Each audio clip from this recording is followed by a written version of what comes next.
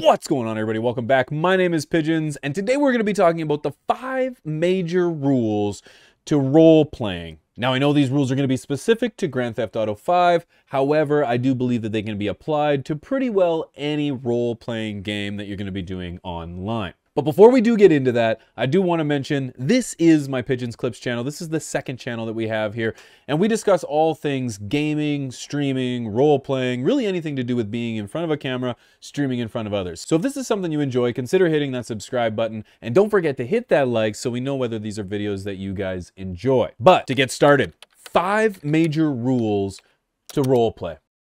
The first rule, RDM, random death match. Essentially, this is the act of killing another character without any role play beforehand. This is generally not acceptable in any form of role play because it essentially kills any future role play from happening. The whole essence of role play is to be able to establish a connection or a relationship or have an experience with one character to another.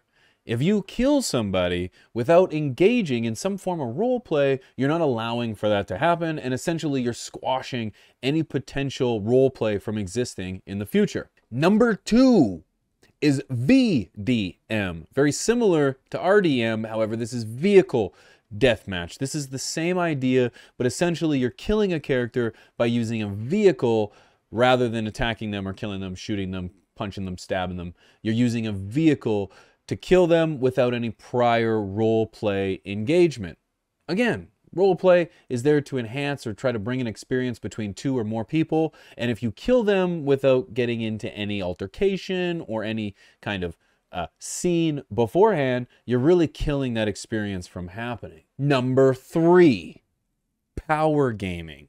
Now, essentially, power gaming is using any gameplay mechanics or computer mechanics to give you an element of advantage in the game. Now, power gaming can be considered something like using a key or using a button to escape from somebody's grasp while you're being carried, allowing you to be freed. Oh, they dropped me. This can happen whether you're using game mechanics, such as knowingly exploiting game mechanics to increase your money, or essentially giving yourself any kind of benefit would be considered power gaming. Number 4, MetaGaming. Essentially using outside knowledge or information and using it in the game to give yourself some kind of benefit.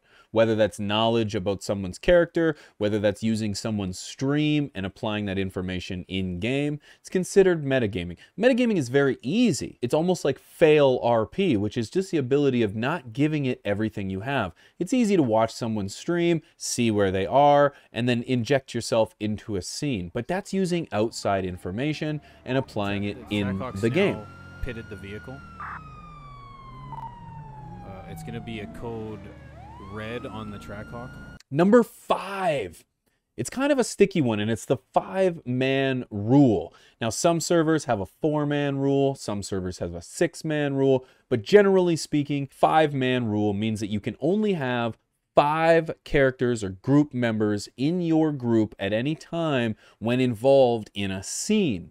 Whether that's a shootout, whether that's a bank robbery, whether that's just involvement with other gangs or characters, it's a 5-man rule to kind of even things out so that not one group has a bigger advantage over another group. Now, we've discussed 5 major rules to roleplay, but it wouldn't be justice without essentially giving you an example of when these rules can be broken. Rules, like anything, are essentially a guideline to assist for quality RP, to give you that minimum standard. But there are times of exception to which these rules can be broken. Let's talk about them now. No matter when you're applying an example to a rule to determine whether it can be broken or not, you really need to ask yourself, what level of role play are you engaging in? The only way to violate these rules is if you have an extensive level of roleplay involved before the scene itself. And to give you an example, RDM, when is it okay to randomly kill someone? Well, If you've got Hitman RP, maybe you've got a beef between two gangs and one of these individuals is the leader of a gang and they initiate a drive-by to attempt to annihilate or attempt to assassinate the character. That would be acceptable RDM. It's an element of surprise and an element of RP that's been established already. So for a gang member to expect to just walk down the streets, you would expect that there would be some level of aggression or level of violence that may just occur randomly. But the key there is the level of RP that was involved before that. It might not have been immediately before that, but there was still some level of RP. Rule number 2, VDM. When is it okay to when is it okay to use your vehicle to kill someone? Well, if you're in a scene where, say, you've got a number of police officers boxed around your vehicle and you need to get out, well, you know, maybe pulling forward to go through those officers isn't a bad idea. Again, it's not the highest level of effort, but then again, why end the scene when you clearly have an exit, you know?